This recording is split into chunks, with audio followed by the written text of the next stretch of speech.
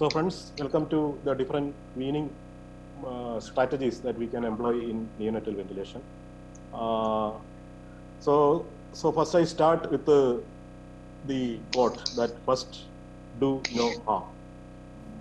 When I say this, we have to think what all harms we are doing to the newborn by ventilating.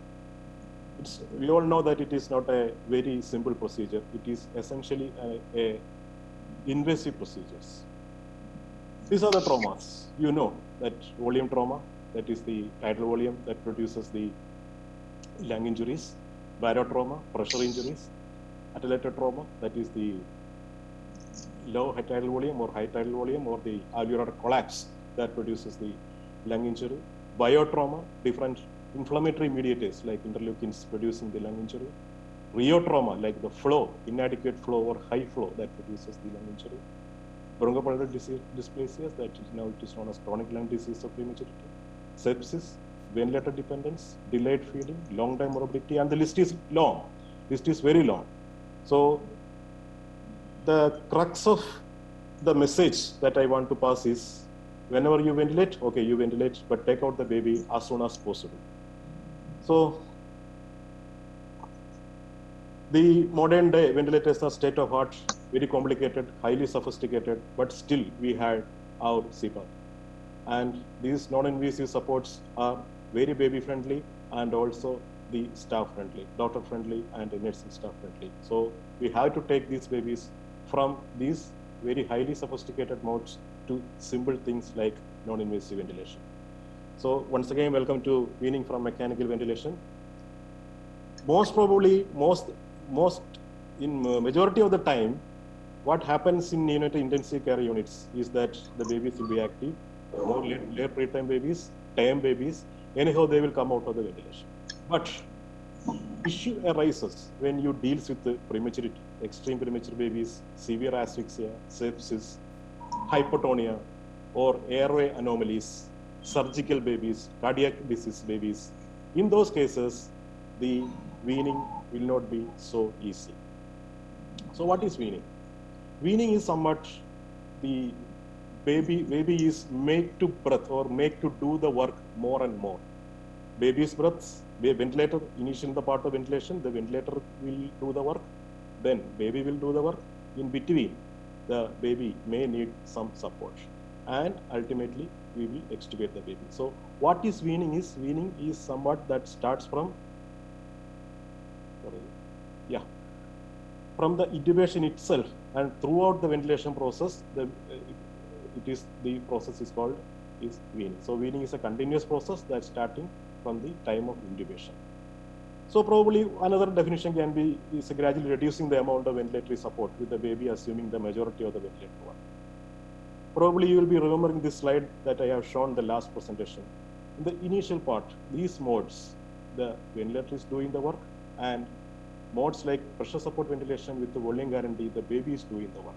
So while ventilating the babies with some modern state-of-art modes like pressure support ventilation, assist control, or pressure support with the volume guarantee, you are making use of the baby's breaths.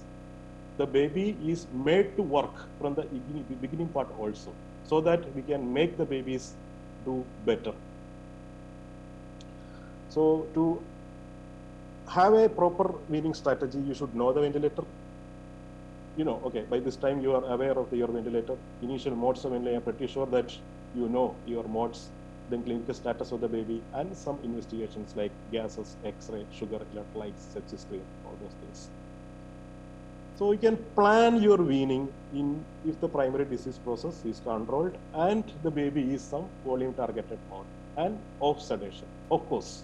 And if there is any inotropes, okay, you have come down on your inotropes. There is no need that you should stop your inotropes before extubation. Okay, you can have anyhow. You cannot extubate a baby on very high doses of dopamine or dobutamine or noradrenaline, all those things. But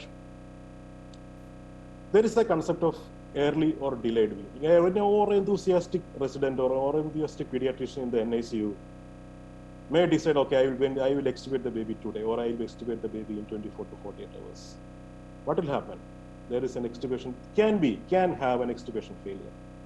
Baby can go into re-intubation, and definitely re-intubation is nothing but a worsening of the disease. But it can be on the other way also. Some, it's not an unusual scenario in every NICU that the baby is auto-extubated, baby extubated by itself, and the resident or the senior consultant runs with the laryngoscope in one hand and the ET tube in other hand, and just to find out the baby is happy, the baby is saturating well, no problem. So what might have happened there? We failed to identify the clinical progress of the baby when the baby was in ventilator. So ultimately the baby has to come out of the ventilation by itself.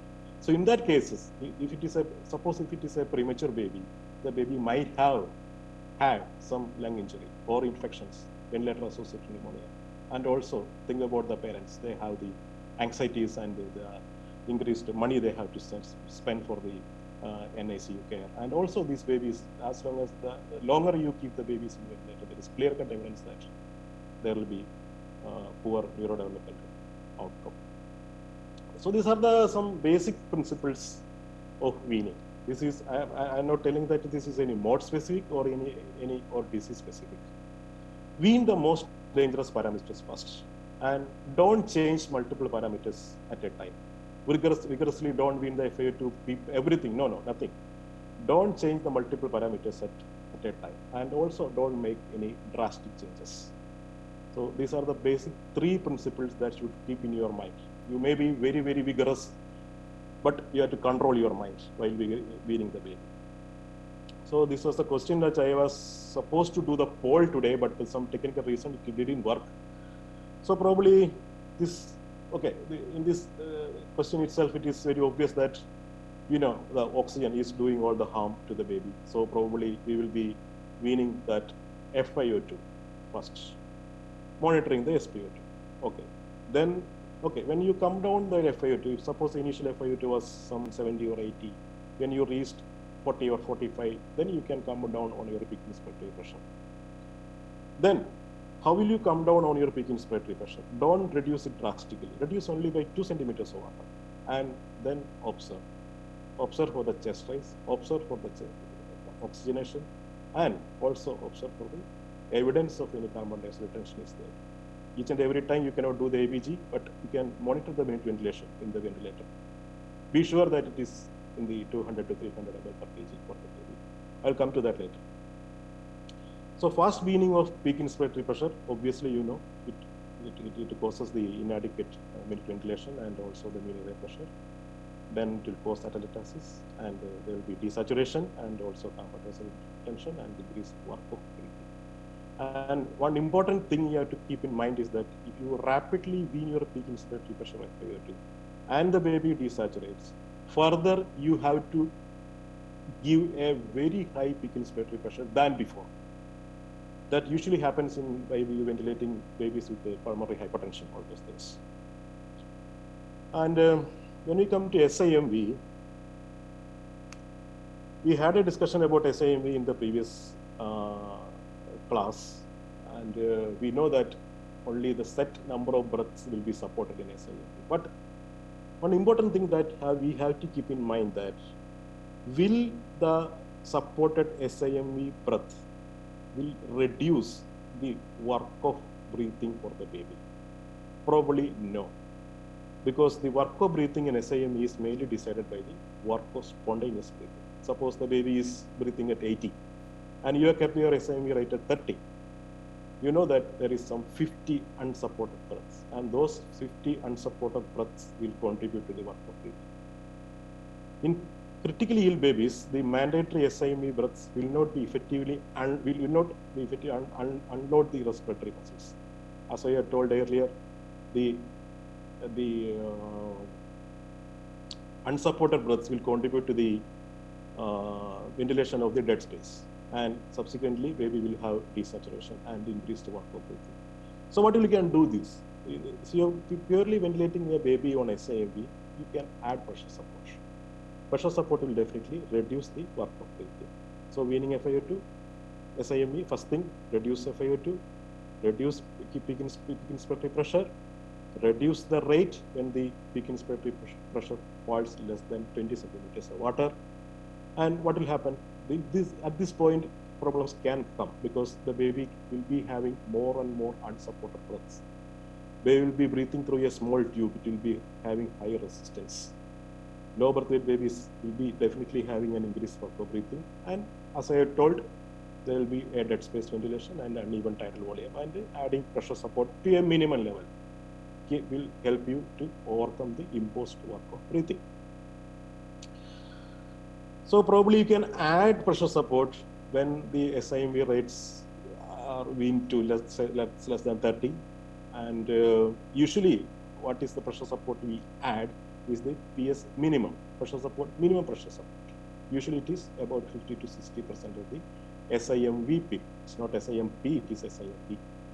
And after that you can come down on SIMV rate, monitor the baby, whether the baby is taking adequate breath in the pressure supported mode. And if the baby is taking adequate, you can always monitor by, if your ventilator is giving you the tidal volume of the pressure supported breaths. And after that you can wean the pressure support and finally extubate when the pressure support comes below 8 or 10 centimeters of water. So this is probably the route where you can wean the baby on SIMV. This slide already I have shown because this clearly says that you adding pressure support, there is an improvement in the tidal volume. That is, your tidal volume or minute ventilation will become more uniform. That is what we need. While on assist control or pressure support ventilation, you know that all breaths in assist control or pressure support ventilation are supported. So there is a control rate. That is what is called as assist. Then control is there for apnea. What is the advantage of these modes is that the rate will auto-wean.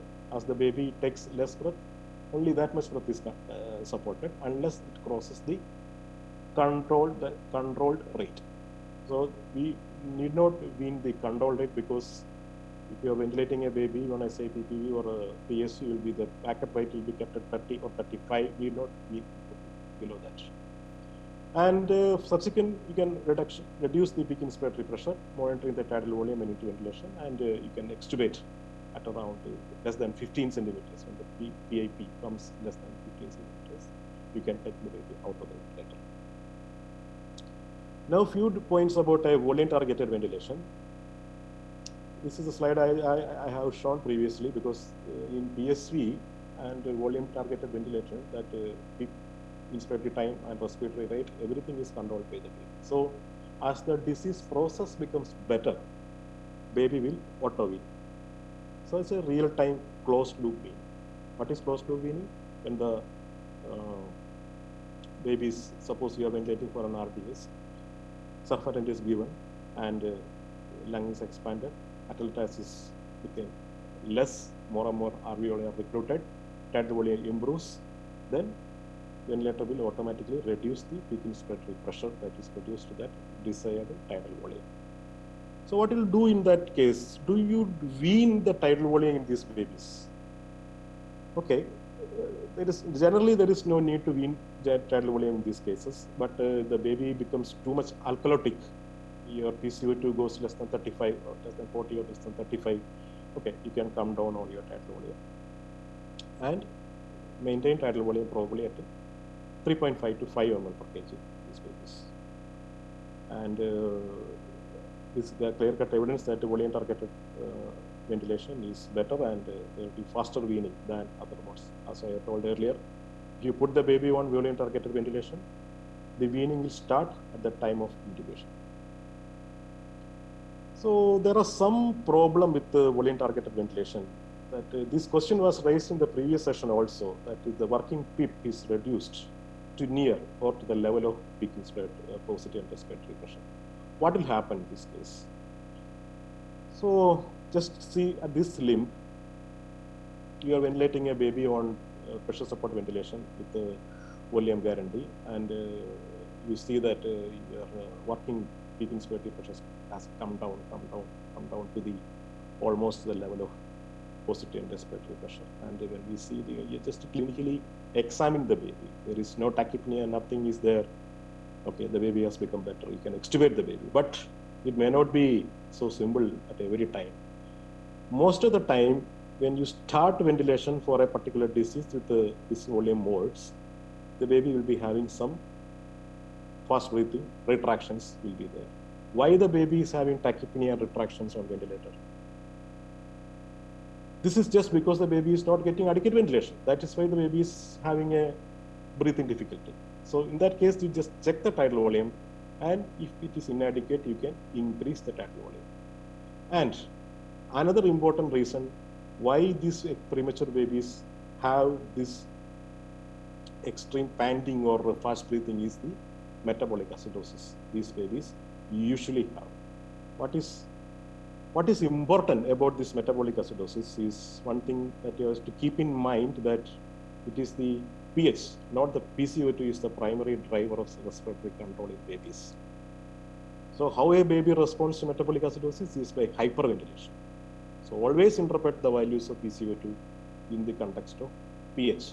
Why these babies are metabolic? You know that these very preterm and extreme premature babies, when you do the ABG, your bicarb, that baby's bicarb is never going to be a 22 or 24. Usually it will be 18, 19, 20, 17, like that. So they have a moderate, mild to moderate degree of metabolic acidosis. They will be there. Why? They are having an immature renal function. They will be having tubular loss of bicarbonate. Bicarbonate reabsorption is not so matured in these babies. And also you'll be flooding these babies with, this modern day aggressive early total parental nutrition. A lot of amino acids will be given to these babies. That also increase the renal solute load, and that also can cause the metabolic acidosis in these babies. So babies primarily respond to metabolic acidosis by a deep breath. So that deep breath, the ventilator will sense that, okay, the baby is taking adequate tidal volume, so then I will reduce the peak inspiratory pressure. That's why these babies have working PEEP become close to the positive end respiratory pressure. So what you can do for these babies, you can maintain a lower PCO2. So I know that this era is permissive hypercapnia, everything is allowed, but in these babies, you can keep a lower PCO2. When I say lower PCO2, it is not less than 35. Okay, you can keep 35 to 45 or 35 to 40 to keep the pH in the normal range. And you should not wean the tidal volume solely based on PCO2. And what is more important is the rapid fluctuations of the PCO2, because it will increase the risk of intraventricular hemorrhage. And okay. So another important problem that we usually face in these babies is a leakage around the uncuffed endotracheal tube. And most of the babies, those who are ventilated extremely lower weight babies might know this, because there will be a lot of leak around the endotracheal tube because these tubes are not cuffed. And also there will be, if you ventilate the baby on long time, there will be a tracheomegaly. And also when the baby grows, the ET tube will not grow, isn't it? So the leak will become more and more. So what will happen when the leak is there? The measured tidal volume will be less. There will be continuous alarms. What will happen when the measured tidal volume is less? Ventilator will sense that, okay, the baby is not taking adequate tidal volume. I will increase the peak inspiratory pressure. And it will lead to inadvertent hypocapnia when the leak exceeds 30 to 40%. So in these cases, you can change the endotracheal tube, you are not extubating. If there is no way you can do, okay, fine. You switch off the volume targeted ventilation, because I will not recommend this, but there is no other way. You can do that, and you can monitor the tidal volume manually. And there can be ventilators with the leak adaptation. And there is cuffed DT, I don't know whether it is available for extreme premature babies. Another important thing is, while you switch from a time cycled mode to a pressure support ventilation with the variable inspiratory time, what will happen in these things? So you know that for maintaining a proper mean airway pressure, one of the major determinant is inspiratory time. So SIMV and SIPPV, this time cycle mode had a fixed inspiratory time. But pressure support ventilation, we know that it is baby is deciding the inspiratory time. In that cases, sometimes there will be the mean airway pressure can come down. So what will happen? There will be atelectasis. So when you are weaning from a time cycled mode to a flow cycled mode or pressure support ventilation, there can have some atelectasis or your mean airway pressure may be reduced. In that case, you have to increase your expiratory pressure to adjust for the mean airway pressure. This is another important thing. Then you change the mode, you have to keep this thing in mind. Otherwise, when the baby is improving or when the baby is, you are trying to wean off the baby, you may sometimes face problem. These things will happen only to extreme premature babies or very preterm babies. The late preterm babies, they will be adequate. There will not be this much problem because already the alveoli might have been recruited properly. So while weaning, strictly, do we have to follow the standard PCO2 level? This was another question I formulated, but probably what is the target PCO2 you aim while weaning from mechanical ventilation? Yeah, probably in pediatric ventilation, probably the answer may be 35 to 45, but in newborn ventilation, we can aim a little bit higher carbon dioxide while without ventilation, while weaning also. What is the advantage of aiming a higher carbon dioxide is that we can come down on the ventilator settings as the time progresses. What is important is the pH. As I already told, the pH. Keeping the pH more than 7.2, a higher than normal PCO2 is acceptable. So you can come down the PEEP inspiratory time and also the tidal volume if you target the PCO2 in the above range. Actually, it will reduce the lung injury. So what is recommended is less than 35 is not recommended. 35 to 55, okay, it is recommended if you are keeping an optimal tidal volume and the pH is above 7.2. But there are some people who are focused on a target PCO2 more than 55 or even up to 65 also. But there was a subgroup analysis of the support file, I think, and in this subset of babies, the death and the incidence of intraventricular hemorrhage was more. So you are targeting a higher PCO2. What is recommended is 45 to 55. Should not, and if you are targeting this, you should also keep in mind that you should keep the pH. If the pH is only if the pH is more than 7.2, you have to keep this. You may keep a PCO2 at 45 to 55, and you can come down on your ventilator settings. Is it advisable to have a permissive hypoxia? Can we come down on FiO2 also, or the fear of oxidative injury?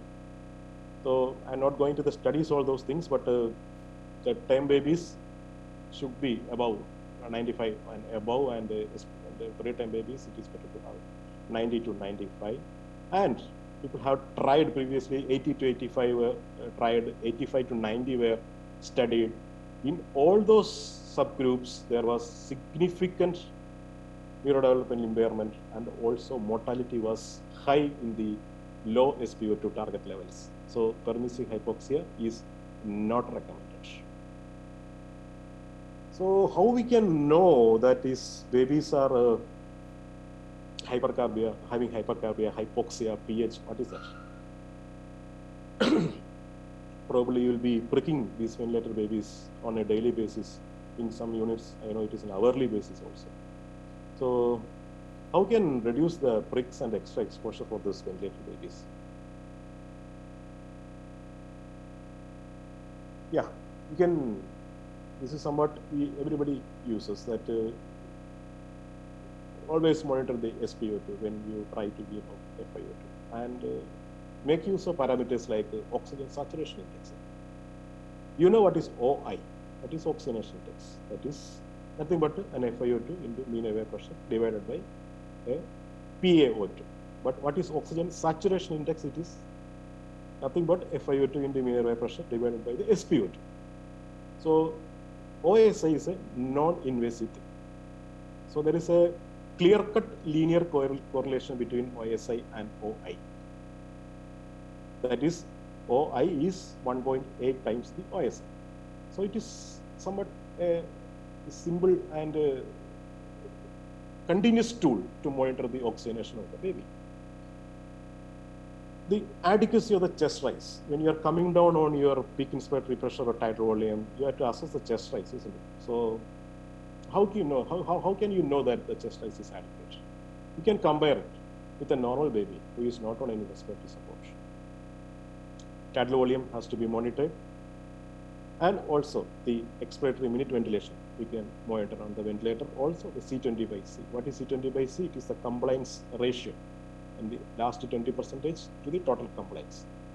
So what is important to C20 by C is that if the C20 by C ratio is, the ventilator is showing C20 by C less than 0.8, there is chance that you are hyperventilating the baby, or the lungs are overexpanded. You have to come down on your ventilator parameters. And tidal volume monitoring will help to wean the peak inspiratory pressure. And minute ventilation will give you an idea about the carbon dioxide elimination. So these ventilatory parameters, that is tidal volume, minute ventilation, SpO2 with FiO2, can act as a surrogate markers for the adequacy of ventilation and oxygenation. Now, suppose you are weaning, or not only weaning, and you are doing a ventilation to the baby. Suddenly the baby deteriorates. Sudden deterioration. What will do? Suppose, take it as a true alarm. It's not a false alarm. We all know it is DOP or DOP. That is displaced tube, obstructed tube, pneumothorax, acute dysfunction, and worsening of the disease process. Everybody knows that. So probably if the baby is desaturating, okay, one thing is the ET tube dislodgement. Clinically, we can make it, and unequal air entry or decreased air entry, and more sounds are heard of the stomach, or the mark is slip. Normal ET position. This is a normal ET position, and it will be just above the carina, and probably this is the selective right that has gone very down, and also you can see that upper lobe collapse is also there, and left lung is sparingly ventilated in this point in this baby, and also the ET tube is very high in this baby. So probably the site is T2 to T3, and always record the lip to tip distance, and each shift the nurse has to record it, because especially the babies are struggling or you're handling, you can get displaced, and proper ET securing, and also the clinical examination, ABG. If you have any comfort of ET CO2, that's good. And if you are seeing visible secretion, so another thing of acute deterioration is, that tube obstruction, and there will be reduced breath sounds or absent breath sounds. There will be increased ventilator pressure requirement, decreased chest rise, and also ABG will show a raised PaCO2. ET obstruction, and you can do the suction. I am not going into the detail into that. And this is more an acute emergency that you have to deal while the baby suddenly desaturates. There will be absent air entry, unilateral or even bilaterally, increase in the pressures, sudden hypotension, tachycardia, and decreased chest movements and fluctuating vitals. Yes, you are dealing with a pneumothorax. A transillumination will help you to diagnose it. This is a tension pneumothorax. You can see that collapsed lung, and mediastinal shift, heart and the mediastinum is pushed towards the left side, and it is a dire emergency in the NICU. You can see that a pneumopericardium, and you have to do the medial thoracocentesis followed by a chest tube insertion to drain all the gas. Otherwise, if you fail to identify, you may lose the baby. And if you identify it correctly and manage it well, there is almost 100% success. Scenario 4 is equipment dysfunction, and there can be gas supply problems, leakage problems, connection issues. These things I have discussed in the previous lecture. This is probably the usual site of leakage. That is, when you connect the humidifier, some of the connectors and adapters are there that may not be connected properly. There will be loosened connection, and also the temperature probe connecting areas, they can be loosened. So that has to be meticulously looked for, otherwise you will miss it. And also the waveforms, we have got a separate class on the scalars and the loops day after tomorrow. The normal waveforms, when you see on the ventilator screen, will give you some idea about what is happening. And also this, I'm not going to, this is actually the waveform of an extubation, that is a likely extubation. That is, you can see that the pressure time and the flow times graphs are there, but there is no volume is delivered into the baby. So that volume time graph will not be seen in the ventilator screen. Yeah.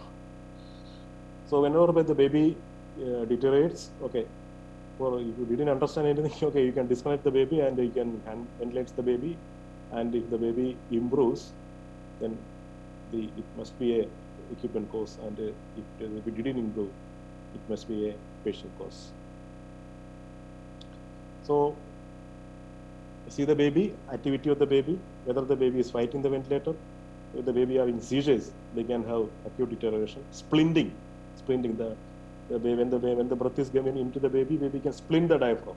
In that case also, there can be the ventilator can give you an alarm, that is the tube is obstructed, there is inadequate volume delivered, like that.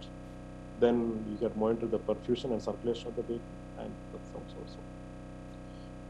So probably these breath sounds seen on the abdomen, or abdomen distension is there. You can say that the tube is dislodged and change the tube. Reduced air entry bilaterally, tube block, give the suction. Unequal breath sounds, chest X-ray and transillumination, and see if it is a pneumothorax. If it is there, needle drainage. And the baby, always check the BP, circulation, all those things. And blood loss, shock. Okay, you may be dealing with an IVH, PD, or sepsis. Then your labile saturation with the good circulation. You do an echo, you can maybe be dealing with a PPH. It's a summary of this troubleshooting that we have to do, because I'm not going to the details, but one thing you have to see that all those things, you can see that these pressure waves are achieved. So only if you see the scalars, if you only see the pressure time scalar, you can see that most of the things, the pressure will be delivered into the circuit.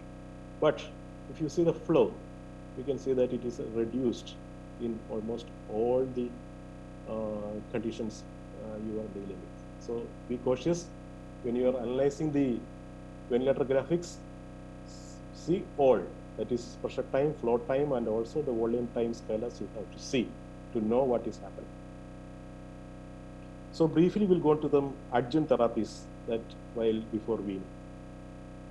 So caffeine. Caffeine is probably one of the wonder drugs that we usually use now, not only to tackle the apnea prematurity, but also to facilitate the extubation failure. So why caffeine facilitates extubation, facilitates extubation? Because one thing is that it improves the functional vestibular capacity. Not only to improves the apnea, but it improves the functional vestibular capacity, improves the compliance, resistance, where there will be reduced resistance, and also it improves the respiratory muscle strength. So caffeine is good in both ways. The usual loading dose is 20 milligram, followed by a maintenance dose of 5. But there are people who are using caffeine up to 8 to 10 mg maintenance, and also there are people who use caffeine up to 40 milligram for loading dose. So now the rule of thumb is that if you are dealing with an extreme premature baby, you start caffeine on day 1 itself, whether you are ventilating the baby or not ventilating the baby. You are dealing with a baby less than 28 weeks of gestation, you can start caffeine on day 1, and there are clear-cut evidence that it reduces the incidence of apnea and also gives a long-term neurodevelopmental good. Long-term neurodevelopmental outcome is also good. Will you give steroids to the baby who is on ventilator? Steroids, okay, you can give steroids, but not to everybody. Probably Dexa is the most common steroids which is used in the postnatal period for the treatment of BPD as well as for extubation period. So when will you start Dexa? It's not for a 1 or 2 days ventilation. Suppose you are ventilating a baby and you cannot extubate the baby within 7 days, and you have crossed your 1 week, okay, you can consider giving a short course of dexamethasone. You have to make sure that you are not dealing with other treatable things like sepsis or PDA or IVH or whatever it is. Be sure that all other things are excluded. You can have a trial of dexamethasone. And 2011 mini dex regime was introduced. That is, give 0.05 milligram per kg of dexamethasone for the first days, 10 days, followed by the same dose on alternate day for 6 days. Probably the extubation success was more in these babies, and the short-term complications were also very less. What are the complications? Short-term, you know, hypertension can be there, gastric perforation, hyperglycemia, and there were long-term complications also like microcephaly or reduced head size and cerebral palsy. And some textbook says you can use hydrocortisone also. You use 1 mg per kg per day without much complications of dexamethasone. There is usually coming to diuretics. Usually there is no role for diuretics in ventilated babies, but if you suspect a CLD or chronic lung disease, okay, you can give.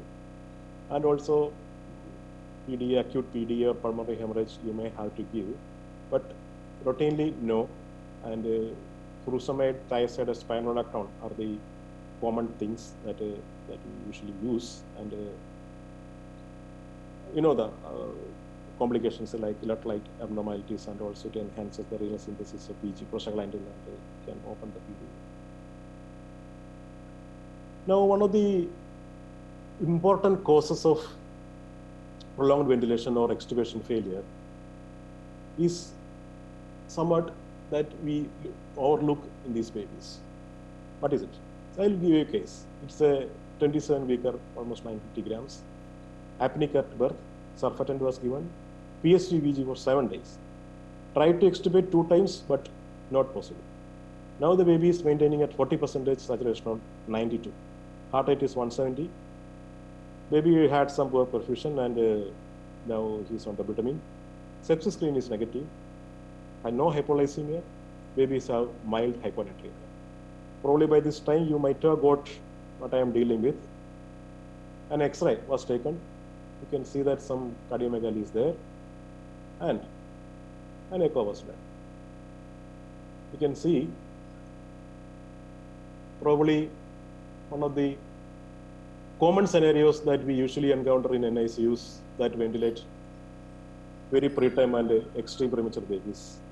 It is nothing but a hemodynamically significant PDA. You cannot say just HSPDA by just the image of that, but it was an HSPDA. This was the question that I will skip this, and usually in this case you have to restrict the fluid, and if you have pulmonary hemorrhage or acute pulmonary edema, you can give diuretics, and depending upon the unit protocol, you can give indomethacin, brufen, or paracetamol. So now all over the world, many neonatal units are shifting towards paracetamol because an IV formulation is available, and also because of the reduced complications. One of the important things that you usually forget during ventilating these premature babies is the nutritional support for these babies. Usually we give dextrose or electrolytes containing fluids for these babies. You will be continuously monitoring the ventilator parameters, continuously monitoring the chest, continuously monitoring the sepsis, glucose, electrolytes, everything. But you may miss the nutritional part. And in that cases, these babies is going to suffer more. You can start enteral feeds once hemodynamic is stable. There is giving an invasive ventilation is not a contraindication for starting feeds, and early aggressive enteral nutrition is the norm, and feeding is contraindicated. The baby is having some surgical issues or severe hypotension or early NEC. Okay, you can start parenteral nutrition. And you know what will happen if you neglect this nutrition. These babies, usually they will be emaciated, poor muscle mass, and there will be extubation. Surely there will be extubation failure because they cannot generate their own tidal volume or the respiratory effort with the available muscle mass this preterm or IUG is not. Now shortly we'll go through how you assess the readiness for extubation. Yeah, majority of times, you know, that a time baby or a late preterm baby, they'll be fighting the ventilator and they'll be pulling out the tube many times if you withdraw your sedation or anything, if you are giving any sedation like that. But in that case, you can, okay, just extubate the baby, no problem. But things may not be so simple at every time. There can be respiratory muscle weakness, airway abnormalities, significant PDA, immature respiratory control, or lung injury or infection for the baby. In that cases, you have to assess the baby, whether the baby is okay. Can you extubate the baby, or you can come down on the better settings. It's not a big deal, but you have to do the clinical assessment, X-ray, gases, ultrasound, everything will help you to assess. So the readiness extubation can be tried once you come down on your pressures and breathe FiO2. In adult medicine, usually they do this spontaneous breathing trials, but in newborn, this spontaneous breathing trial is, I don't think you can do that. But some practical things you can do. You can briefly give some briefly, 3 to 5 minutes, you can give some endotracheal CPAP for these babies and see whether the baby is desaturating or the baby is able to generate adequate tidal volume to maintain its own oxygenation. You should not do more than 10 minutes in this ET CPAP, and also continuous ET CPAP is not recommended, as you know. You don't have an ET CPAP, okay, when you extubate, this is, you just disconnect the baby for giving suction, all those things. You can see whether the baby is taking an adequate breath or any desaturation is there. And also, these are some practical tips that I am giving you. There is no evidence for these things. Don't ask me the evidence for this assessment of spontaneous breathing while giving suction. Yeah. And procedural extubation, you know everything. One of the important thing that you have to keep in mind is that every extubation, you have to expect a reintubation. So all the things should be ready by your side. When you extubate, the baby goes into apnea, you should not run for the endotracheal tube or laryngoscope or fixation tapes, anything like that. Everything should be ready. You should expect the worst, and you can remove the ET tube and you give some invasive, non-invasive pressure support, monitor the baby, look for any stridor or respiratory distress or desaturation or grinding. So post-extubation care, okay, there is no any strict rules for the respiratory support after extubation. It is mainly baby and disease dependent and disease specific. And usually the preterm babies will need non-invasive ventilation. And if you are dealing with more mature babies like late preterms or time babies, you can directly extubate to room air or hood oxygen. So what the problem with these premature babies is that they are immature rib cage. So they will not be able to maintain their adequate FRC or their vocal cord can be edematous. They can not be able to maintain an adequate PEEP. And some form of descending airway pressure should always be used at least 24 to 48 hours in these babies. So what are the options for NIV? It is CPAP, HFNC, and non-invasive pressure support. Then a lot of people goes for CPAP, a lot of people goes for HFNC. Evidence are strong in both sides, or evidence are weak in both sides. I'm not going to the details, but this is probably one of the parameters, or one of the algorithms that you can follow. If you are extubating an extreme premature baby, better to keep the baby on CPAP. We are going for a moderate, more than 32 weeks, late preterm babies or term babies, you can try HFNC. And if the CPAP fails in these babies, you can go for a non-invasive positive pressure ventilation. And HFNC fails in these babies, either you can go for a CPAP or NIPPV. Then the question of very preterm baby arises. You can choose either between, depending upon the clinical condition of the baby. But what I feel is that very trim babies, it's better to keep the baby on CPAP itself, because HFNC, what will happen to these babies, because the descending pressure given by HFNC is, we cannot predict. There is always a lot of leak, and these very preterm babies, if you are extubating, they can go into reatelectasis. CPAP will always help you to prevent the atelectasis in these babies. So you give steroids. That we already talked about steroids in prolonged ventilation, but very extubationally, steroids need not be given. But prolonged ventilation, traumatic multiple ET intubations, multiple failed extubations because of subglottic edema, you can give dexamethasone. But you have to start it before extubation. There are almost 4 to 6 hours before extubation at a dose of 0.2 to 0.2 milligram per kg. And it has to be continued 8th hourly for the next 24 hours. Total of 4 doses has to be given. These are some practices that usually done in almost all NICUs. That is nebulization with adrenaline. It's not a routine, but okay, if you have some airway edema and post-extubation period, and also you have excessive secretions, okay, you can try, no problem. But you are giving nebulization with adrenaline, always monitor the heart rate. And now 2-3 slides about extubation failure. What is extubation failure? You failed your ventilation and you have to reintubate. And there is no clear-cut definitions for that. But different literature says that if you are reintubated within 7 days extubation, still it is an extubation failure. Don't know. Different case reports says different incidents. Time babies 15 to 50%, preterm babies up to 80%. Actually, these things are older studies.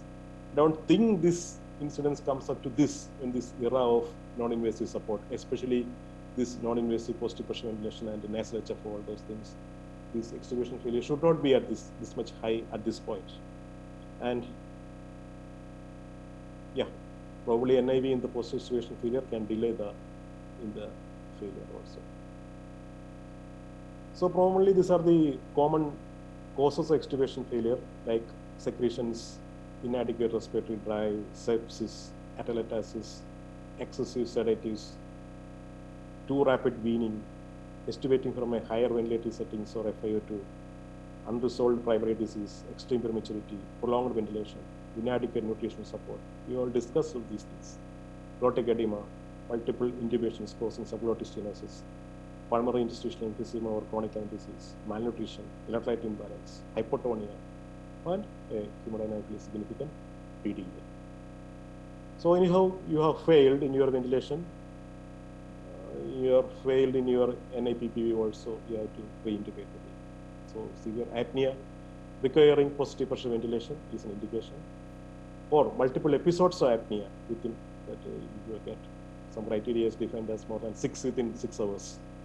And hypoxemia, you have to use an FiO2 to maintain SpO2 more than 90, or hypercapnia, or PCO2 more than 60 with the pH, acidotic pH, and severe retractions and walk-up.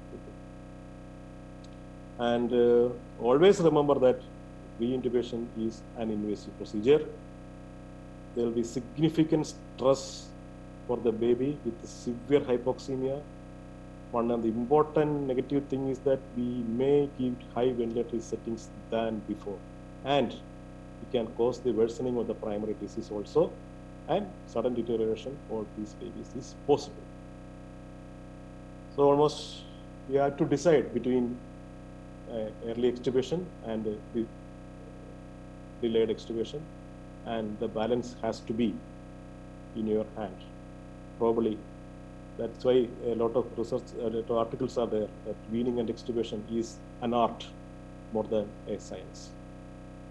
So major things that the messages that I want to convey is weaning and extubation from mechanical ventilation is largely guided by personal experience and institutional protocols. We can give you some ideas only, but ultimately it is your personal experience and institutional protocols that does the job. And some things that we have to do is that always minimize the duration of mechanical ventilation. Lung protective strategies to reduce the ventilator-associated lung injury, patient-triggered modes, volume-targeted ventilation, and especially you always extubate the babies to some sort of non-invasive ventilation, especially in pre-times. Thank you. Thank you for the question listening. I'm happy to